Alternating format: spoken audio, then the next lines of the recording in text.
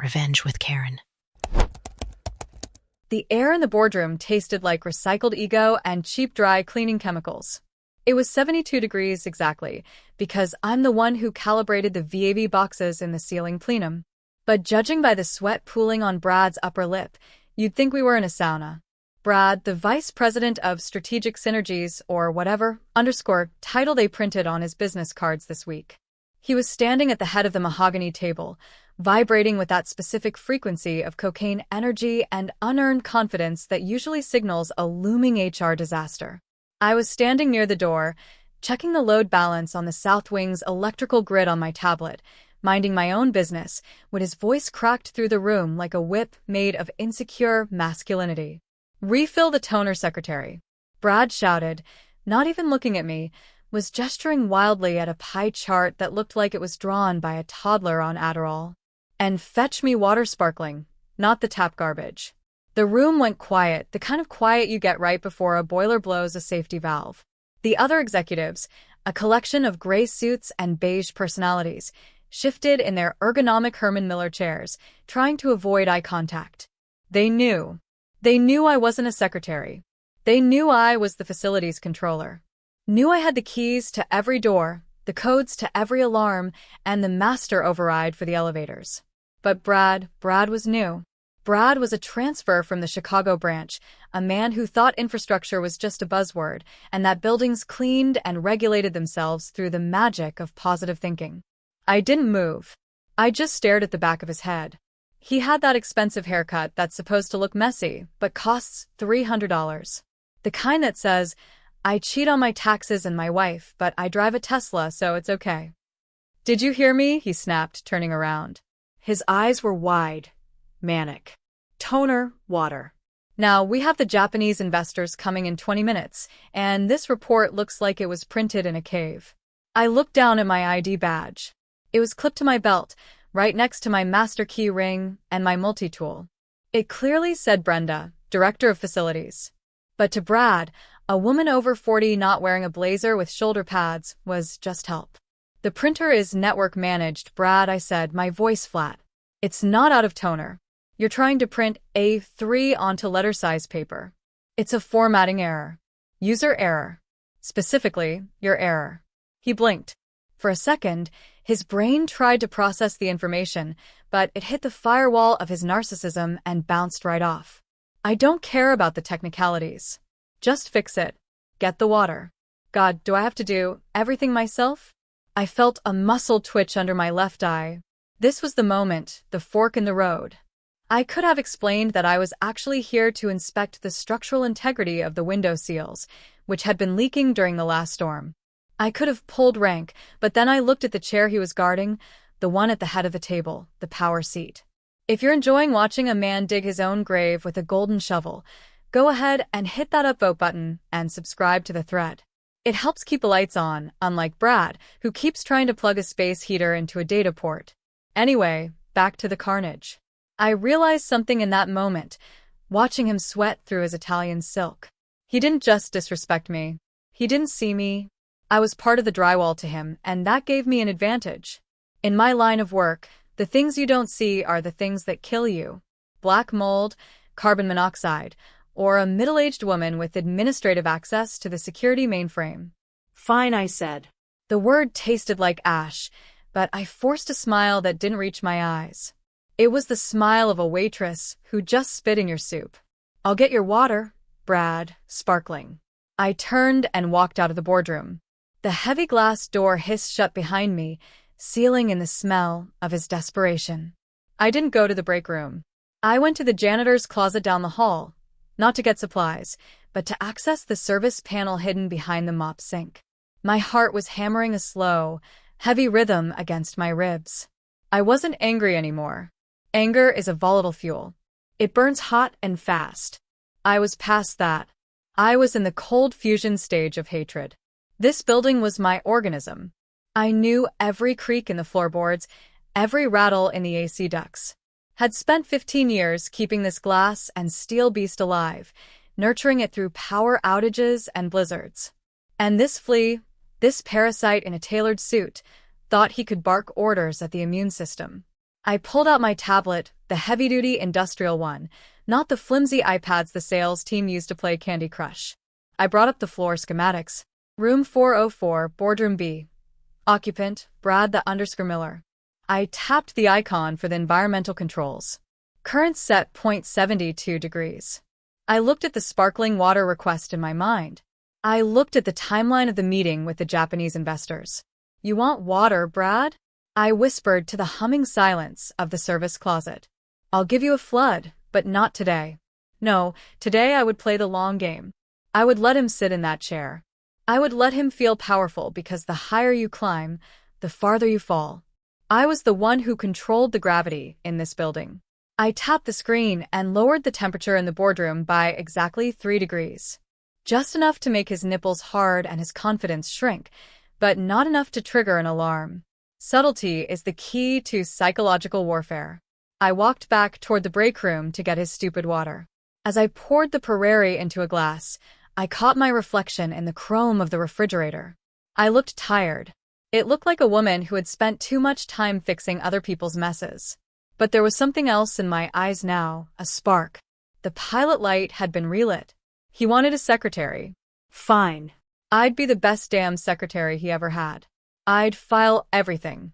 Every unauthorized entry, every late-night office visit, every expense report that smelled like tequila and bad decisions. I would document his entire existence until I had enough paper to bury him alive. Walked back into the boardroom, set the glass down on a coaster in front of him, and watched him ignore me completely as he continued to shout at his team. About time, he muttered, taking a sip. You're welcome, I said softly. I looked at the empty chair at the far end of the table, my usual spot for facility updates. I didn't sit there. I stood against the back wall, merging with the shadows, becoming one with the building. Enjoy the sparkling water, Brad, I thought. It's the last clear thing you're going to see for a long time. Most people think a skyscraper sleeps. They think when the lights click off at 6 p.m. and the commuters flood the subway, the building just stands there dormant, waiting for the sunrise. That's because most people are idiots. A building never sleeps. It breathes. It gurgles. It digests. The AC handlers shift into night mode. The elevators perform their self-diagnostic dances. The data packets keep flowing through the fiber optic veins like cholesterol in a greasy artery. I was in the basement, 3 levels below the street in the security command center. It smells different down here, like ozone, stale coffee, and the specific electromagnetic hum of 1,000 hard drives spinning in unison. This was my church. And tonight, I was hearing confessions. You seeing this, Brenda? That was Mike, the night shift head of security. Ike was a former Marine who looked like a vending machine with a mustache. He was eating a ham sandwich that looked about as appetizing as a drywall sponge, watching the wall of monitors. I see it, Mike, I said, leaning over his shoulder. On screen 4, a grainy black and white feed showed the executive elevator lobby on the 40th floor. The timestamp read 11:42 p.m. 3 nights ago. The elevator door slid open and out walked Brad. Wasn't alone. He was stumbling, his arm draped around a woman who definitely wasn't his wife. And she definitely didn't work here. She looked like she was auditioning for a music video about bad life choices. That's the 3rd time this week. Mike grunted, wiping mayo off his lip. Badge ID verifies it's him. But here's the kicker. Look whose badge she's using to get past the turnstiles. I squinted at the log scrolling on the left monitor. Guest access override authorized by sysadmin. He's using the emergency admin override, I said, my voice dropping to a growl. That code is for fire marshals and bomb squads, not for sneaking in Tinder dates. It gets better, Mike said, clicking a mouse that looked like a toy in his massive hand. Check the server room logs. My stomach did a slow roll. The server room on the 40th floor wasn't just a closet with blinking lights. Housed the proprietary trading algorithms for 2 of our biggest tenants. It was a fortress, or it was supposed to be. The log showed an entry at 12:15 a.m. access granted. B. Miller, why is the VP of strategy going into the high-frequency trading server room at midnight? I asked, though I already had a sickening feeling I knew the answer. He wasn't trading. He wasn't smart enough to steal data. Switched to camera 40B, I ordered. Mike clicked and flickered. The interior of the server room appeared.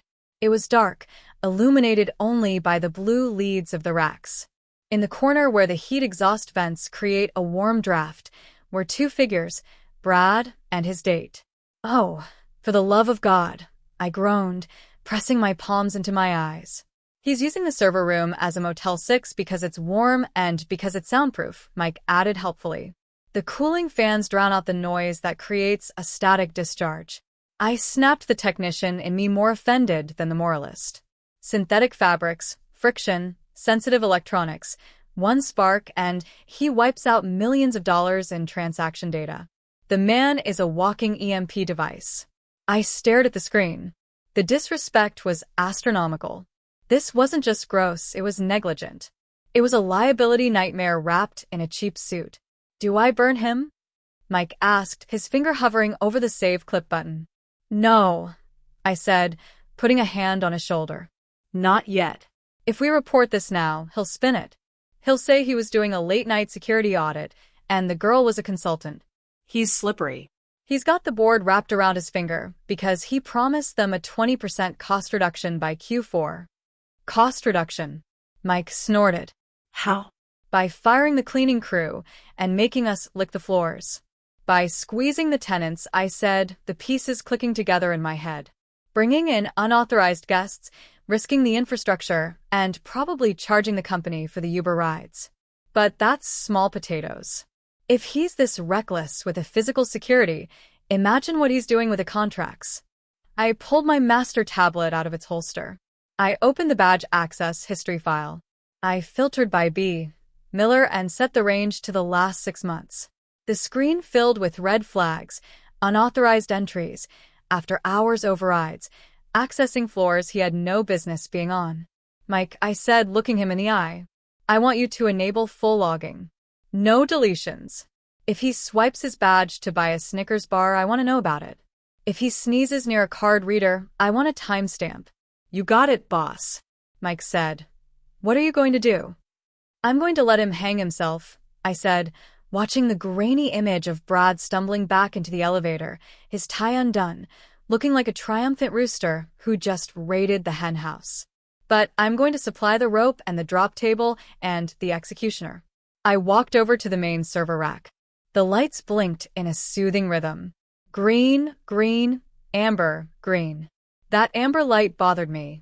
It was a warning, a pressure buildup. He thinks he owns this place, I muttered, tracing a cable with my finger. He thinks because his name is on the door, he controls the room. Forgot that I control the air he breathes, the water he drinks, and the lock that keeps him safe. I tapped my tablet. I flagged the video file. Evidence cache 001. Keep watching him, Mike, I said, heading for the door. I have some leases to read. Where are you going? To check the trash, I said. You can tell a lot about a man by what he throws away when he thinks nobody is looking. I left the cool sanctuary of the command center and headed for the freight elevator. Ride up was slow and clinking. The building was groaning tonight. It knew. It knew there was a virus in the system, and it was waiting for me to administer the antibiotic. The 12th floor used to smell like lavender diffusers and ambitious optimism. It was the incubator wing, a space I had personally curated for small startups. I'd fought the old board for 3 years to get favorable lease terms for these companies. Mostly women-led tech firms, graphic designers, people trying to build something real in a world of drop-shipping scammers. Now the 12th floor smelled like packing tape and defeat. I stepped off the elevator and almost tripped over a crate of monitors. The hallway was a graveyard of office supplies. Ergonomic chairs were piled up like dead beetles. Whiteboards that used to be covered in brainstorms about community outreach and sustainable growth were now being wiped clean, leaving only ghostly smudges of their dreams. Rad's expansion plan, that's what he called it. He was evicting 6 tenants, paying tenants, mind you, to make room for his new Synergy lounge and a private gym for the executives. Apparently, the gym on the 2nd floor wasn't exclusive enough because the janitors were allowed to use it on their breaks. Brenda. I turned to see Sarah. She ran a nonprofit that coded apps for dyslexic kids. She was 28, brilliant. Currently looked like she had gone 12 rounds with a weeping willow. She was holding a box of files, her knuckles white. "Hey, Sarah," I said, my voice softer than it had been in years. I saw the notice. "He gave us 3 days," she said, her voice trembling. 3 days, Brenda. The lease says 30, but he invoked some emergency infrastructure clause. Said the floor needed urgent asbestos abatement. I felt the rage boil up in my throat like acid reflux. Asbestos, Sarah. I abetted this floor myself in 2008. I have the certificates. The air in here is cleaner than a Mormon wedding. He showed us a report. She said, tears finally spilling over. Signed by some inspector we've never heard of. Said if we didn't vacate immediately, he'd lock us out and seize our equipment for safety reasons. I walked over to the wall and ran my hand along the drywall. It was cool, smooth, no asbestos, just pure adulterated. Brad was forging safety reports. That wasn't just unethical. That was a felony. That was messing with my building's permanent record. He lied, I said loud enough for the movers to hear. There's no asbestos. He just wants the floor space because his ego is too fat to fit in his current office. Sarah dropped the box. It hit the floor with a heavy thud. It doesn't matter, Brenda. We can't afford a lawyer to fight him. He knows that. Smirked when he handed me the notice. He said, business is for the big dogs, sweetheart. Go play at home. I looked at Sarah. I looked at the dismantled office. I remembered fixing the AC unit in her server room on a Sunday because she couldn't afford the overtime rate. I remembered her bringing me cupcakes when her first app launched. He said that, I asked. The air around me seemed to drop 10 degrees. Yeah. And then he asked if you were going to help us pack. It's the help loves manual labor. That was it. The snap. The sound of a suspension cable giving way. Put the box down, Sarah, I said. I have to get this to the truck. Put the box down. She stared at me. She saw something in my face that made her take a step back. It wasn't the Brenda who fixed toilets. It was the Brenda who knew how to wire a high-voltage transformer and make it look like an accident. You're not leaving, I said. Well, you are for now. Have to play along, but don't cancel your internet service. Don't change your mailing address. Why?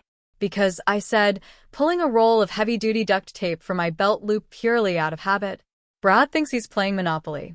He thinks he can just buy up the board and build hotels. But he forgot that I'm the banker, and I'm also the one who decides if the dice are loaded. I walked through the chaos of the move, spotting Brad standing near the windows at the far end of the hall. He was laughing into his phone, watching the women pack. He was wearing that grin, the one that looked like a cracked windshield. I approached him. He didn't see me until I was 2 feet away. Brenda, he chirped, not even bothering to cover the mouthpiece. Here to sweep up the tears. Make sure you get the corners. Just checking the load-bearing walls, Brad, I said, my voice sickly sweet. Wouldn't want anything to collapse unexpectedly. We're clearing out the dead wood, he said, gesturing at Sarah. This is prime real estate. I've got a crypto mining startup coming in next week. Triple the rent, cash up front. Crypto, I repeated. Energy intensive, heat generating. Don't bore me with the physics, Brenda. Just make sure the outlets work. He turned his back on me. I stood there for a moment, listening to the hum of the building. The 12th floor was crying out in pain. Didn't want Crypto Brothers. It wanted Sarah. The outlets will work, Brad, I whispered to his back, but you might find the current a little unstable. I walked back to Sarah. I handed her a business card. Not mine. A lawyer's. Who is this? She asked. A shark, I said.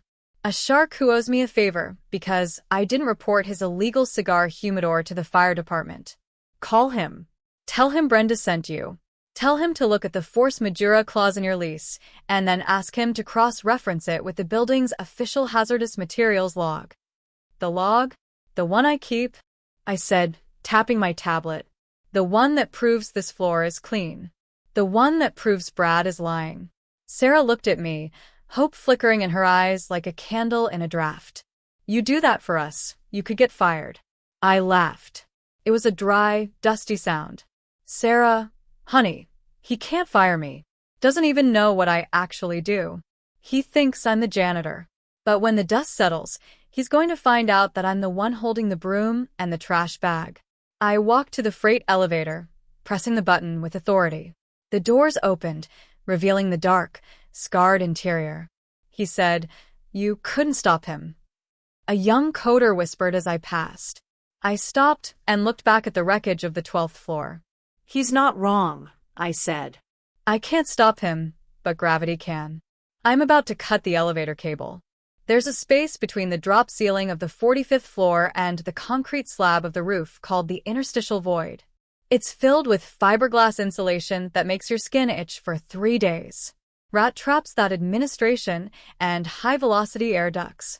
It's also the most acoustically perfect spot in the entire skyscraper if you want to hear what's happening in the executive penthouse suite without being seen. I was up there officially to inspect the damper actuators. Unofficially, I was lying on my belly in the dust, breathing through a mask, listening to Brad talk on his private line. The vent grill in his office was loose. I'd loosened it myself with a dime an hour ago. "Yeah, bro. It's a done deal." Brad's voice drifted up through the ductwork, tiny but clear. "I'm guttering the vendor list. All of them, cleaning, security, maintenance. We're terminating the current contracts effective 1st of the month." My heart hammered against the galvanized steel of the duct. He was talking about my contracts, the people I'd vetted, the cleaning lady, Maria, who had 3 kids in college. Mike, the security guard, AC contractors who knew exactly how to shim the cooling tower so it didn't vibrate the whole building. Who am I bringing in? Brad laughed. It was a wet, ugly sound. Apex Solutions. Yeah, the LLC you set up in Delaware. Look, nobody checks the vendor background. I sign the PO. You invoice us for 20% over market. We split the difference. It's free money, Chad. I'm telling you, this building is a cash cow and nobody's milking it. I froze. Wasn't just incompetent. He was embezzling. He was going to fire my team, my family, to funnel money to some frat buddy named Chad in Delaware. What about the current facilities director? Brad paused. Who? Brenda, the gargoyle in the basement. Please, she's a glorified super. I'll demote her to night shift or just make her life so miserable she quits. She doesn't have the spine to fight back. She's just staff. She's just staff. I carefully, silently crawled backward out of the void. My knees scraped against the concrete runners. My lungs burned with dust and rage. I didn't just have a smoking gun. I had the bullet, the casing, and the receipt for the gunpowder. 2 hours later, I was sitting in a booth at Lou's Diner across town. It was the kind of place where the menu is sticky and the coffee tastes like battery acid. Perfect. Across from me sat Saul. Saul was a lawyer who looked like a bullfrog in a suit that was 2 sizes too small. He was the shark I'd told Sarah about. So Saul said, drowning a fry in ketchup. Let me get this straight. You want to buy the building? No, I said, sliding a thick manila envelope across the table. I don't have the capital to buy the high-rise. Saul, I'm a facilities manager, not a lone Musk. I want to buy the contracts. Saul opened the envelope. He scanned the papers. Master Facilities Agreement. The one Brad is trying to terminate. Read the fine print on page 50, clause 12V, I said, taking a sip of the terrible coffee. The right of first refusal combined with the vendor continuity protocol. Saul squinted. It says that if the building ownership attempts to terminate critical infrastructure services without cause, current bond holding service provider has the option to assume control of the operational LLC to prevent catastrophic failure. Exactly. I said. Brad is trying to bring in Apex Solutions, an entity with 0 credit history, 0 insurance, and 0 staff. That constitutes a catastrophic risk to the asset. And who is the current bond holding service provider? Saul asked. I smiled. It was a jagged, feral smile. Me? Well, Titan Infrastructure Group, which is an LLC I formed 10 years ago to handle the liability insurance for the AC upgrades. Saul choked on a fry. You own the company that insures the building's guts. I own the guts, Saul. The owners just rent the skin. I leaned forward. I want you to exercise that clause. I want you to execute a hostile takeover of the facilities management contract. I want it locked down so tight that even God himself couldn't change a light bulb without my signature. This is going to cost you, Saul warned. Legal fees, filings. Brad will fight it. Brad won't fight it, I said, pulling a USB drive from my pocket. Because Brad is currently soliciting kickbacks from a shell company in Delaware. And if he tries to fight me, this recording goes to the SEC, the IRS, and his wife. In that order, looked at the USB drive. Then he looked at me. A slow grin spread across his wide face. Brenda, I thought you were just the lady who fixed my AC that one time. I am, I said, standing up and throwing a 20 on the table. And right now the AC is set to deep freeze. I walked out of the diner. The sun was shining, but all I could see were storm clouds gathering over my building. Brad wanted to play dirty. Fine. Grew up in a trailer park where we fix leaks with chewing gum and settled disputes with tire irons. He was bringing a spreadsheet to a knife fight. I wasn't just going to stop him. I was going to foreclose on his reality. Let's rewind. Because you don't wake up one morning and decide to overthrow a corporate tyrant without a little prep work. This wasn't a spur-of-the-moment revenge plot. This was architectural. 6 months ago, long before Brad arrived with his sparkling water addiction, I was sitting in the basement archives. The archives is a generous term for a room that smells like wet cardboard and despair, filled with filing cabinets that contain the soul of the building. I was looking for a schematic for the sewage ejector pumps. Sexy, I know. When I found the master deed of operations, it was a dusty binder from 1998. The original developers were paranoid, were terrified of a hostile takeover by foreign investors. So, they baked in a poison pill for the operational side of the building. Essentially, the building structure, the concrete, the glass, and the building's operation, the power, the water, the security were 2 separate legal entities. The operations contract was up for renewal. And the current ownership group, a bunch of absent billionaires who lived on yachts in Monaco, didn't care who ran it as long as the toilets flushed. I looked at my bank account. I had savings. I had a pension. I had the inheritance from my dad, the one whose Vietnam jacket Karen. Sorry, wrong story. Brad would eventually insult. It wasn't by a skyscraper money, but it was by an obscure LLC money. I formed Titan Infrastructure Group. I registered it to a P.O. box in the state. I listed myself as the silent partner, and then I bid on the renewal contract. Lowballed it just enough to be attractive, but not enough to look suspicious. I promised efficiency upgrades and legacy knowledge retention. The board in Monaco rubber stamped it without even reading the name of the signator. They just saw the bottom line. So for the last 5 months, technically speaking, I haven't just been the facilities director.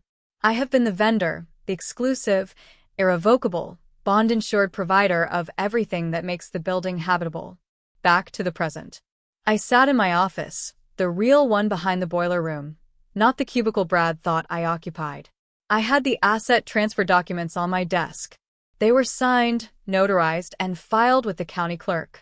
As of this morning, Brad was upstairs right now, probably firing the window washers to replace them with his cousin's drone company or something equally stupid. He thought he held the keys. I looked at the key ring on my desk. Master key. You really did it, Mike said, standing in the doorway. He looked nervous. You bought the contract? I didn't just buy it, Mike. I encased it in concrete, I said, running my hand over the embossed seal. Technically, Brad is now my client. I provide the environment in which he exists. If I decide to stop providing it, he ceases to exist corporately speaking. So, why haven't you crushed him yet? Mike asked. Why let him evict Sarah? I let him humiliate you in the meeting. Because of the performance default clause, I said, pointing to a paragraph dense with legal ease. I can only trigger the hostile management takeover, the part where I legally ban him from the premises, if I can prove he is actively damaging the asset. I need him to break something big. I need him to create a liability so massive that the insurance carrier, which is also me basically, has no choice but to intervene. Sarah wasn't enough. Sarah was a tragedy, I said, my voice hardening. But legally, she was just a tenant dispute. I need him to endanger the building itself. The server room, Mike realized the static risk getting warmer, I said. But I need more. I need him to panic. I need him to try to bypass a safety system during a critical event. I looked at the calendar on the wall. Friday, the merger meeting. Japanese investors were coming back to sign the final deal. Brad needed the building to look perfect. He needed the lights to shine, the AC to hum, and the security to be invisible. Friday, I whispered. On Friday, we're going to have a little technical difficulty. What kind of difficulty? Mike asked, grinning. The kind that requires a manual override, I said. The kind that Brad will try to fix himself because he doesn't trust the help. And when he touches that system, he triggers the trap. I picked up my radio. Mike, make sure the backup generators are offline for maintenance on Friday morning. But Brenda, Mike hesitated. If the power dips, exactly, I said. If the power dips, the building goes into lockout mode, and the only person with the code to lift it will be sitting in the janitor's closet waiting for an apology. You're scary, boss. I'm not scary, Mike, I said, lighting a cigarette. One vice I allowed myself in this concrete bunker. I'm just compliant. Maliciously compliant. Thursday afternoon, the calm before the merger. The office hummed with frantic energy. Junior analysts were running around like headless chickens, printing collated binders that nobody would ever read. I was up on the 40th floor, changing a ballast in a fluorescent light fixture. Perched on my ladder, I was invisible. People don't look up.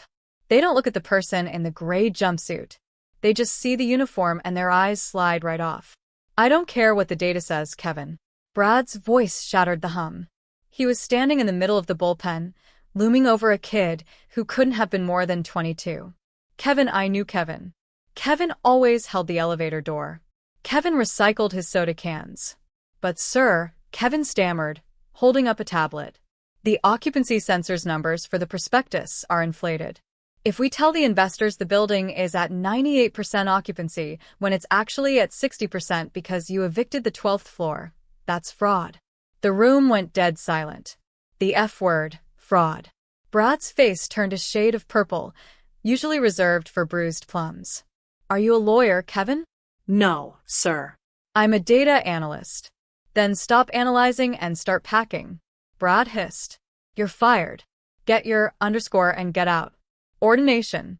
And if I hear you breathed a word of this to anyone, I'll sue you for breach of NDA so fast your grandchildren will be paying my legal fees.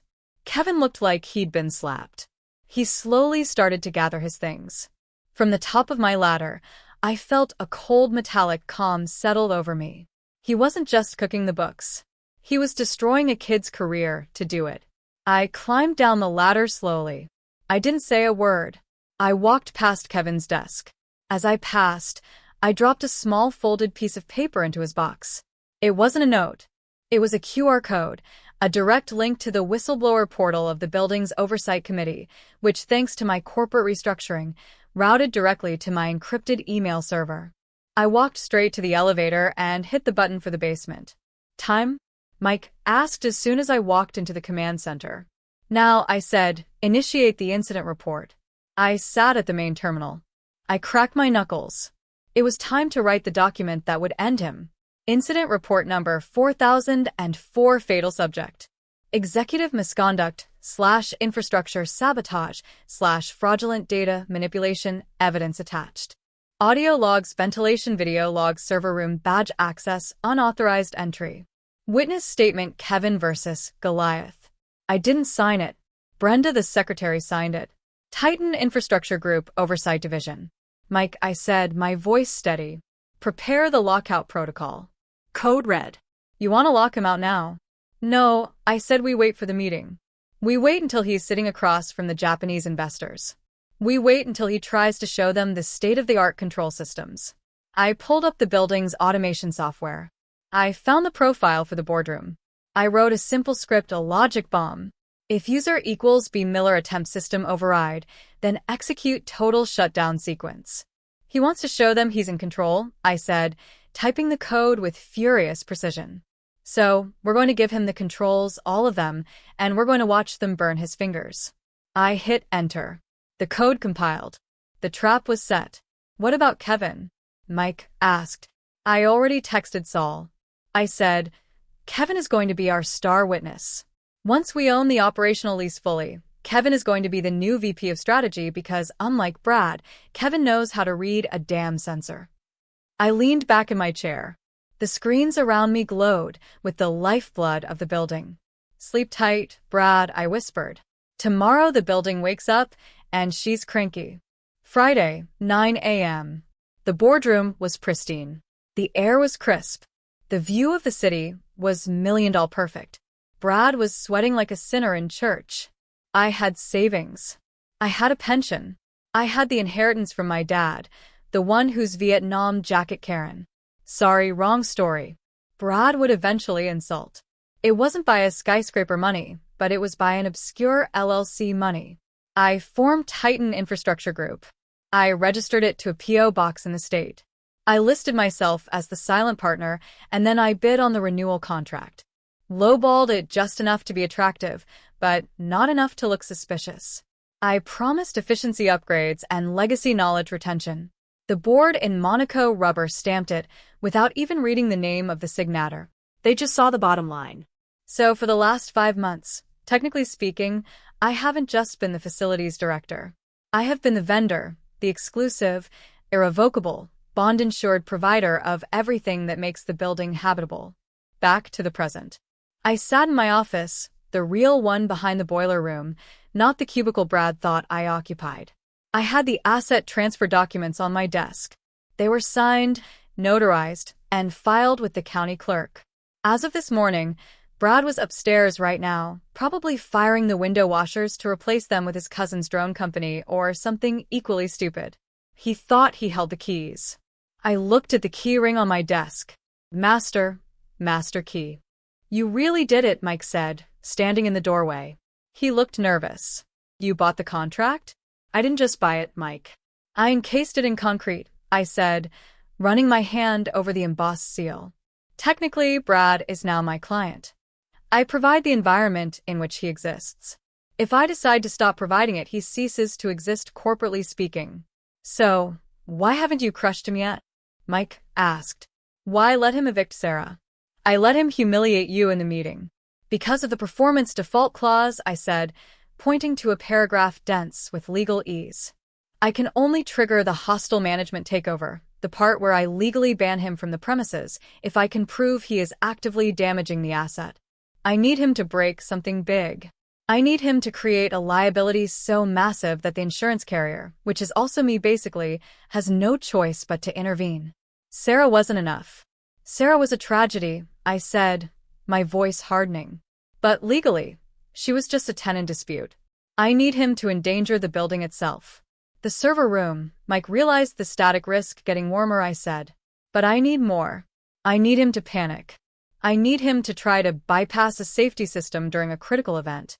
I looked at the calendar on the wall. Friday, the merger meeting. Japanese investors were coming back to sign the final deal. Brad needed the building to look perfect. He needed the lights to shine, the AC to hum, and the security to be invisible. Friday, I whispered. On Friday, we're going to have a little technical difficulty. What kind of difficulty? Mike asked, grinning. The kind that requires a manual override, I said. The kind that Brad will try to fix himself because he doesn't trust the help.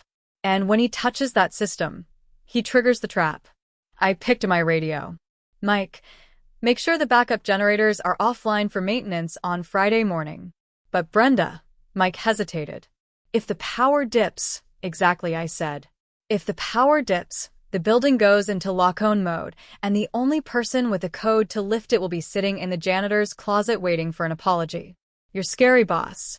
I'm not scary, Mike, I said, lighting a cigarette. One vice I allowed myself in this concrete bunker. I'm just compliant. Maliciously compliant. Thursday afternoon, the calm before the merger. The office hummed with frantic energy. Junior analysts were running around like headless chickens, printing collated binders that nobody would ever read. I was up on the 40th floor, changing a ballast in a fluorescent light fixture. Perched on my ladder, I was invisible. People don't look up. They don't look at the person in the gray jumpsuit. They just see the uniform, and their eyes slide right off. I don't care what the data says, Kevin. Brad's voice shattered the hum. He was standing in the middle of the bullpen, looming over a kid who couldn't have been more than 22. Kevin, I knew Kevin. Kevin always held the elevator door. Kevin recycled his soda cans. But sir, Kevin stammered, holding up a tablet. The occupancy census numbers for the prospectus are inflated. If we tell the investors the building is at 98% occupancy when it's actually at 60% because you evicted the 12th floor, that's fraud. The room went dead silent. The F word, fraud. Brad's face turned a shade of purple, usually reserved for bruised plums. Are you a lawyer, Kevin? No, sir. I'm a data analyst. Then stop analyzing and start packing. Brad hissed. You're fired. Get your underscore and get out. Ordination. And if I hear you breathed a word of this to anyone, I'll sue you for breach of NDA so fast your grandchildren will be paying my legal fees. Kevin looked like he'd been slapped. He slowly started to gather his things. From the top of my ladder, I felt a cold metallic calm settle over me. He wasn't just cooking the books. He was destroying a kid's career to do it. I climbed down the ladder slowly. I didn't say a word. I walked past Kevin's desk. As I passed, I dropped a small folded piece of paper into his box. It wasn't a note. It was a QR code, a direct link to the whistleblower portal of the building's oversight committee, which, thanks to my corporate restructuring, routed directly to my encrypted email server. I walked straight to the elevator and hit the button for the basement. Time? Mike asked as soon as I walked into the command center. Now, I said, initiate the incident report. I sat at the main terminal. I cracked my knuckles. It was time to write the document that would end him. Incident report number 4004 fatal subject. Executive misconduct / infrastructure sabotage / fraudulent data manipulation evidence attached. Audio logs, ventilation, video log, server room, badge access, unauthorized entry. Witness statement, Kevin versus Goliath. I didn't sign it. Brenda, the secretary, signed it. Titan Infrastructure Group Oversight Division. Mike, I said, my voice steady. Prepare the lockout protocol. Code red. You want to lock him out now? No, I said we wait for the meeting. We wait until he's sitting across from the Japanese investors. We wait until he tries to show them the state-of-the-art control systems. I pulled up the building's automation software. I found the profile for the boardroom. I wrote a simple script, a logic bomb. If user equals B Miller attempt system override, then execute total shutdown sequence. He wants to show them he's in control, I said, typing the code with furious precision. So we're going to give him the controls, all of them, view of the city, and we're going to watch them burn his fingers. Brad was sweating like a sinner. The code compiled. The Japanese delegation sat on one side of the table. Mike, 3 men, 1 woman. I already texted impeccable suits. I said, terrifyingly Kevin quiet. Is going to be our star witness. They had the binders. Once we own the operational open in front of them, Kevin is going to be the new VP of strategy. He was pointing at the screen using words Kevin like vertical integration and seamless operational synergy. I leaned back in my chair. As you can see, the screens around me glowed with his voice echoing slightly too loud. Sleep tight. If optimize the tenant flow, tomorrow the building wakes up by 30%. And she's cranky. The building practically runs 9 a.m. I was standing in my usual spot by the door. But today, I wasn't wearing my gray jumpsuit. I was wearing a navy blazer, tailored, sharp. I had traded the tool belt for tablet. Brad shot me a glare. He noticed the clothes. Confusion flickered in his eyes for microcond, but he squashed it. And here, Brad continued, tapping the smart screen on the wall. We have the centralized control dashboard. I can monitor every aspect of the facility from this room. He didn't know how to use the dashboard. He was just clicking on random icons that the IT guys had set up as a demo mode. Mr. Miller, the lead investor, Mr. Tanaka, spoke up. His voice was quiet, but commanded instant silence. We have reviewed the occupancy data. There seemed to be discrepancies regarding the 12th floor. Had froze discrepancies? Impossible. Just a glitch in the reporting software. I assure you, the revenue stream is solid, and the infrastructure. Tanaka asked. We understand there were rumors of asbestos lies. Brad laughed nervously. Competitor sabotage. This building is pristine. In fact, he turned to me. The reflex kicked in. When in doubt, abuse the help. Brenda, coffee for our guests and make it quick. We have serious business to discuss. The room went deadly quiet. Naka looked at me, then back at Brad. In Japan, you don't treat senior staff like servants. Brad didn't know that. Brad didn't know anything. I didn't move toward the coffee machine. Did you hear me? Brad snapped, his veneer of control cracking. Coffee. I took one step forward. My heels clicked on the marble floor. A sharp, deliberate sound. No, I said. Brad's jaw dropped. Excuse me, I said. No, Brad.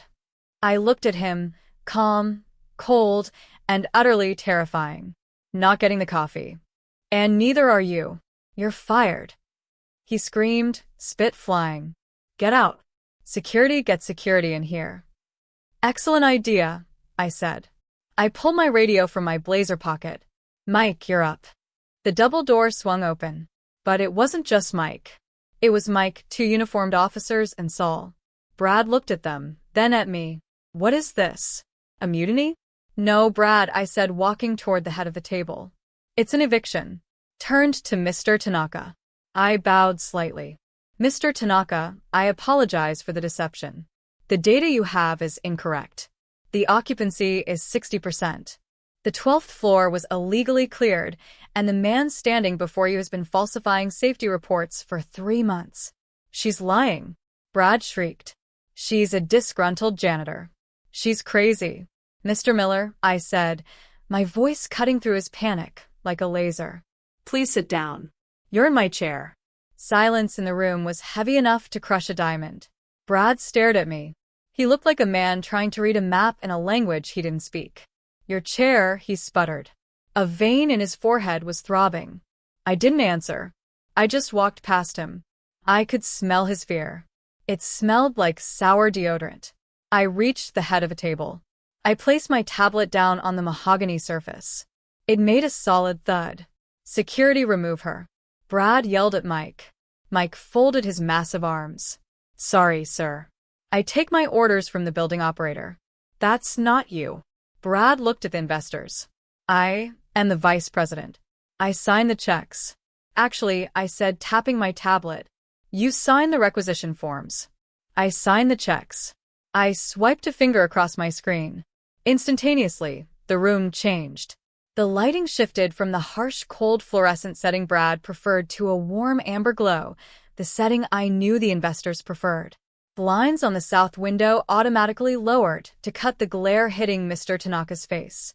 The demo mode on the main screen vanished, replaced by a live scrolling feed of the building's actual diagnostics. Red lines, error codes, unauthorized access warnings, all tagged with user B. Miller. What? What are you doing? Brad whispered. I'm running a diagnostic, I said, demonstrating the seamless operational synergy you were bragging about. I tapped another icon. Projector displayed the video feed from the server room. The one of Brad and his consultant. The room gasped. It wasn't explicit, but it was damning. The timestamp, the location, the open server rack. That's a deep fake. Brad stammered, backing away. And this, I swiped again. The screen showed the email thread between Brad and Apex Solutions. The kickback scheme, the dollar amounts, that's private correspondence. It was sent on the building's network, I said, finally taking the seat. I sat down slowly, deliberately. The leather creaked. It felt right for the terms of service you signed, but didn't read. All data on the network is property of the facilities directory for security auditing. I am the directorate. I looked up at him. He was standing, trembling, stripped of his power, his title, and his dignity. You wanted to know why the AC wasn't working, Brad? I asked conversationally. Because you were trying to run a complex ecosystem, like a lemonade stand. You treated the building like a piggy bank, and the people like trash. And the thing about trash, Brad. Eventually, someone has to take it out. Mr. Tanaka closed his binder. He looked at Brad with absolute disgust. Mr. Miller, it appears we have been negotiating with the wrong entity. He turned to me. Miss Brenda, I said. Brenda Vance, owner of Titan Infrastructure. And as of this morning, sole lien holder on the building's operational capacity. Miss Vance, Tanaka nodded. We should talk. We will, I said. But first, we have some housekeeping to do. Ma'am, are we ready to lock up? Mike asked, his voice booming in the quiet room. I looked at Brad. He was deflated. The cocaine energy was gone, replaced by the hollow shock of a man realizing his entire identity was a rental, and the lease just expired. Yes, Mike, I said, but first remove the trespasser. Had blinked. Trespasser, I have an office. Not anymore. Saul stepped forward, handing Brad a thick stack of papers. This is a cease and desist, a notice of termination for cause, and a restraining order barring you from entering any property managed by Titan Infrastructure, which unfortunately for you includes this building, the parking garage, and the coffee shop in the lobby. You can't do this, Brad whispered. I'm the VP. You are the VP, I corrected. Now, reliability. Your badge has been deactivated. Your login is wiped. Your car has been towed from the executive spot because technically you don't work here anymore. Brad looked at the Japanese investors, pleading with his eyes. They didn't even look at him. They were looking at me. Get him out, I said. Mike, and the officers stepped forward. They didn't drag him. That would have been too dramatic. They just escorted him. They flanked him like a prisoner of war. Had walked out, his shoulders slumped, his fancy suit looking suddenly too big for him. The door closed. The silence was beautiful. So Mr. Tanaka said, breaking the spell, you control the facility. Every bolt, I said. And I can assure you the 12th floor will be restored to its original tenants by Monday. The occupancy data you saw was falsified. We are at 98% capacity with the rightful tenants and the asbestos non-existent. I said, I'll send you the real logs. The meeting ended an hour later. The deal was signed, not with Brad Shell Company, but with a direct oversight clause that gave me veto power over infrastructure changes. I walked out of the boardroom. The office was quiet. Word travels fast in a building.